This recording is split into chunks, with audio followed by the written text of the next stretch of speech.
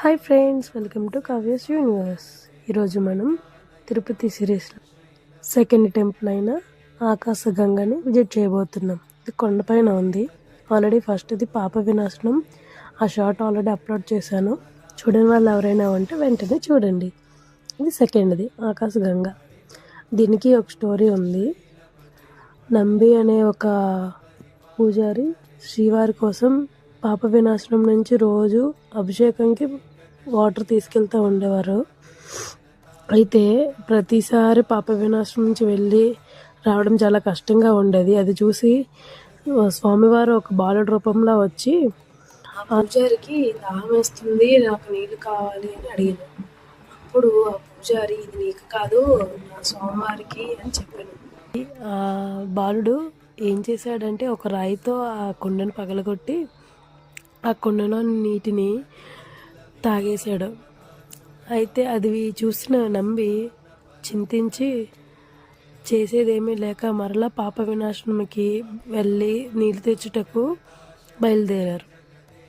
అది చూసిన బాలుడు శ్రీవారి రూపంలో నిదర్శనమిచ్చి, మళ్ళీ నువ్వు పాప వినాశనం వరకు వెళ్ళనవసరం లేదు, ఇక్కడే నీకు ఆ పాప వినాశన తీర్థం అయిన ఆకాశగంగని నేను తెస్తానని చెప్పి ఒక బాణంతో అంజనాదేవి కొట్టగా అది చీలి ఆకాశగంగగా వచ్చిందనమాట.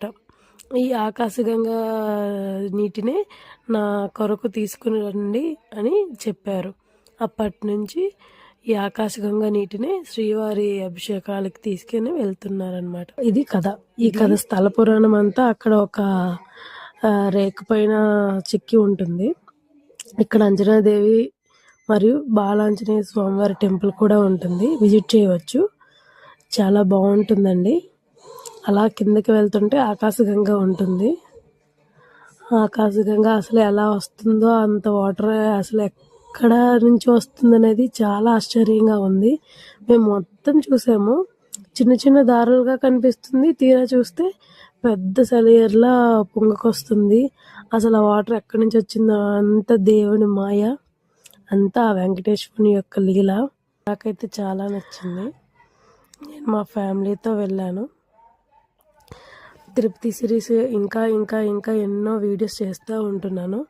ప్రతి వీడియో మీ వరకు రావాలంటే నా ఛానల్ని సబ్స్క్రైబ్ చేయండి. మీ అభిమానంతో మరెన్నో షార్ట్స్ పెడతా ఉంటాను. Thank you all.